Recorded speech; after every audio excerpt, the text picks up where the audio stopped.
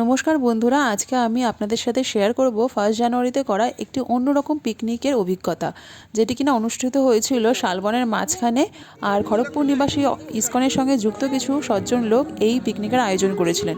প্রথমে আরতি হওয়ার পর আমরা বসে গেছি ব্রেকফাস্টে ছিল লুচি, আলুর দম, মিষ্টি। তারপরেই শুরু হয়ে গেছিলো একটু গান, আর বেশ সুন্দর একটা কুইজের অনুষ্ঠান করা হয়েছিল, যাতে কিনা সবাই উৎসাহিত হয়। আর কুইজে আনসার দিতে পারলে তাদের একটা পেনও দেওয়া হচ্ছিল। এরপরেই আবার দেওয়া হচ্ছিল মাঝখানে একটা ব্রেক, তাতে ছিল ভেজ কাটলেট, ভেজ চপ, আর তার সঙ্গে কফিও ছিল।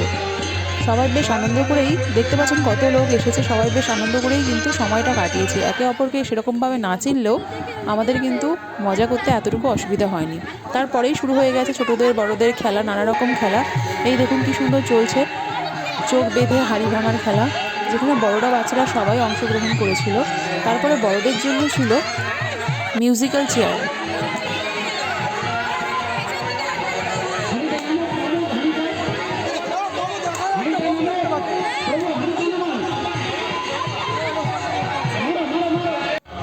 কত বয়স্ক মহিলারাও দেখুন কি সুন্দরভাবে খেলছে। ওনাদের খেলতে দেখে কিন্তু সবারই খুব ভালো লাগছিল। সবাই ওনাদের আরও উৎসাহিত করছিলেন যে সবাই আসুন খেলুন। তো যেমনটা আমি বলেছিলাম, কেউ কিন্তু কোনোভাবেই বোর হয়নি। ছোটো থেকে বড় থেকে বুড়ো সবাই খুব ভালোভাবে আনন্দ উপভোগ করেছেন। এরপরে হয়েছিল দড়ি টানাটানি খেলা, 3 দিকে 3 জন। তো এটা ছেলেদেরও ছিল, মেয়েদেরও ছিল, বাচ্চাদেরও ছিল। তারপরে ট্যাগ অফ ওয়ার, একদিকে মেয়েরা একদিকে ছেলেরা।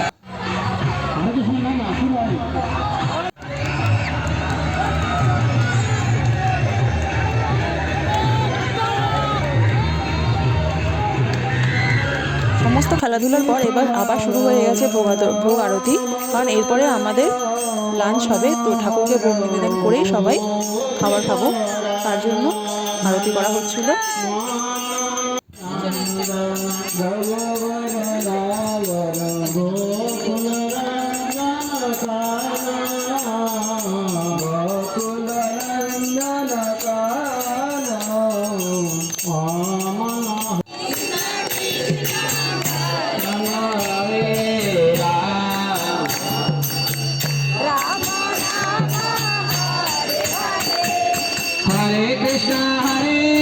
এরপরে শুরু হয়ে গেছে আমাদের লাঞ্চে ভালোই আয়োজন ছিল। লাঞ্চে ছিল রাইস, ডাল, একটা পকোড়া, ভেজ পকোড়া। এরপরে ছিল মিক্স ভেজ, আলু ফুলকপি পনিরের তরকারি, চাটনি, পাঁপড়, মিষ্টি, আবার মিষ্টি দই ছিল, যেটা আমি ছবি তুলতে ভুলে গেছি। সমস্ত খাওয়া দাওয়ার পরে লাস্ট আইটেম ছিল ফুচকা। অনেক আনন্দ করে এবার বাড়ি ফেরার পালা। ফিরে আসবে একটা নতুন ভিডিও নিয়ে। বাই।